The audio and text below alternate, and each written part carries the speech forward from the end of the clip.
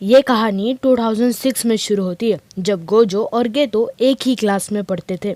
गेतो एक सुनसान गली में जाता है। गर्मी की वजह से कर्स स्पिरिट्स की तादाद बढ़ चुकी थी। गेतो को एक कर्स दिखाई देता है। गेतो उसे एक्सरसाइज करके निगल लेता है। गेतो की कर्स टेक्निक का नाम है कर्स्ड स्पिरिट मैनिपुलेशन। गेतो की टेक्निक से वो किसी भी स्पिरिट को बॉल बना के एब्जॉर्ब कर लेता है और जब चाहिए तब उन्हें समन करके उन्हें कंट्रोल कर पाता है। गेटो उसे निगलने के बाद कहता है, सिर्फ मुझे पता है इसका स्वाद कितना घिनौना है। इसके बाद हमें देखते हैं ग्रेड 1 सॉर्सर मीमी और ग्रेड 2 सॉर्सर लोरी उताही में। उन दोनों को भूतिया मैंशन इन्वेस्टिगेट करने का मिशन मिला था। इस मैंशन में एक अमीर परिवार रहता था। उनमें से एक आदमी के बहुत सारे रेस्टोरेंट्स थे, लेकिन एक महामारी के कारण वो लॉस में चले गए। इसलिए उसने अपने परिवार को मार के खुदकुशी कर ली और अफवाह फैल गई थी कि वो मैंशन भूतिया है। जो भी उधर जाता था वापस नहीं आता था, तो इसे रोकने के लिए उन दोनों को वहाँ भेज देते हैं। वहाँ पहुँचने पर लोरी कर्टन बनाती है जिससे बाहर के लोगों को अंदर का पता ना चले, लेकिन मीमी उसे मना कर देती है। वो मैंशन में जाते हैं और अंदर बहुत सारा कचरा था। अंदर का माहौल देख लोरी थोड़ा बहुत घबरा जाती है। मैं कहती है हम दोनों अलग अलग डायरेक्शन में जाते हैं। लोरी सेकेंड फ्लोर में इन्वेस्टिगेट करती है, लेकिन वो थोड़ी देर बाद एक दूसरे से मिलते हैं क्योंकि वो सेकेंड नहीं फर्स्ट फ्लोर था। मेमी कहती है मैं इस जगह से 3 बार गुजरी हूँ। इससे ये पता चलता है कि ये किसी तरीके लूप में फंस चुके हैं। लोरी पूछती है कि क्या ये इन्नेट डोमेन है। मैमे कहती है नहीं, इन्नेट डोमेन से सराउंडिंग भी बदल जाती है। ये एक बैरियर है जो कि बाहर से आने वाले लोगों को फंसाता है। इसका मतलब कर्स बहुत ज़्यादा वीक है। मीमी लोरी से पूछती है हमें क्या करना चाहिए। लोरी कहती है लूप एक स्ट्रेट लाइन यानी कि ट्रेन के डिब्बों की तरह है जो कि जुड़ते ही चली जाती है। अगर हम इसे जोड़ने का मौका ना दें तो हम बैरियर से बाहर निकल जाएंगे। मैमे कहती है प्लान अच्छा है, लेकिन एक साथ भागने की जगह अलग अलग भागना चाहिए जिससे बैरियर जल्दी टूटेगा। वो ऐसा करती है, लेकिन बैरियर टूटने के साथ पूरा मैंशन टूट जाता है। लोरी नीचे गिर जाती है। वो नीचे अपने जूनियर गोजो से मिलती है। बैरियर के कारण टाइम का पता नहीं चलता और ये दोनों उस मैंशन के अंदर 2 दिन से फंसे थे। गोजो और गेतो को उन्हें बचाने के लिए भेज देते हैं। गोजो लोरी को मजाक उड़ा रहा था, लेकिन लोरी के पीछे एक कर्स आ जाता है।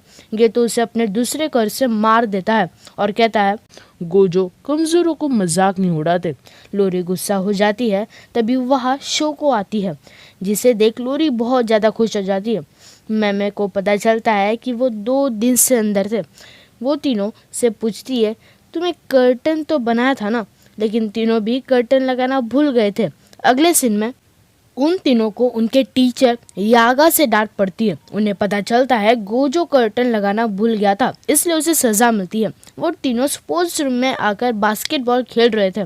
गोजो कहता है कर्टन की जरूरत क्या है अगर नॉर्मल लोग कर्स स्पिरिट्स एंड टेक्निक्स को देख नहीं सकते तो। गोजो कहता है कमजोरों की मदद करना बहुत ज्यादा बकवास चीज है। गेतो कहता है सॉर्सरर्स का काम ही है वही।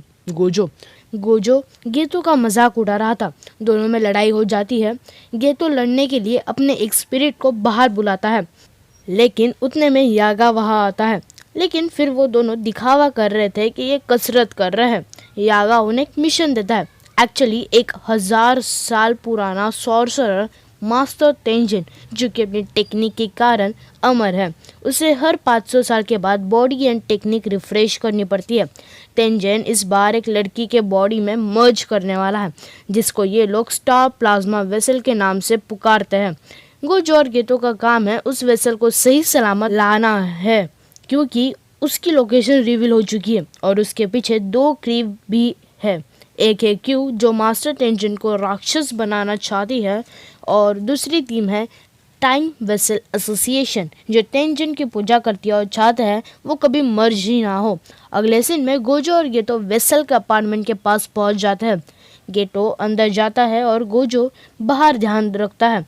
गोजो फोन पे गेतो से कहता है हम दोनों बहुत ताकतवर है। ये सुन गेतो कहता है इतना ओवर कॉन्फिडेंस अच्छा नहीं है गोजो। और तुम्हें सीनियर्स की रिस्पेक्ट करनी चाहिए, क्योंकि कुछ दिनों बाद शायद से हमें मास्टर टेंजन से मुलाकात हो जाए।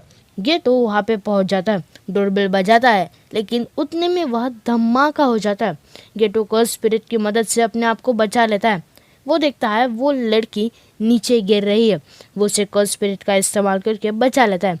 यह धमाका क्यू ग्रुप के कैप्टन कोकुन ने किया था। वही दूसरी ओर गोजो पे बहुत सारे चाकुओं से हमला कर देते हैं, बट गोजो के आसपास एक इन्फिनिटी शील्ड है तो उसे कुछ नहीं होता। वो आदमी उसे पहचान लेता है।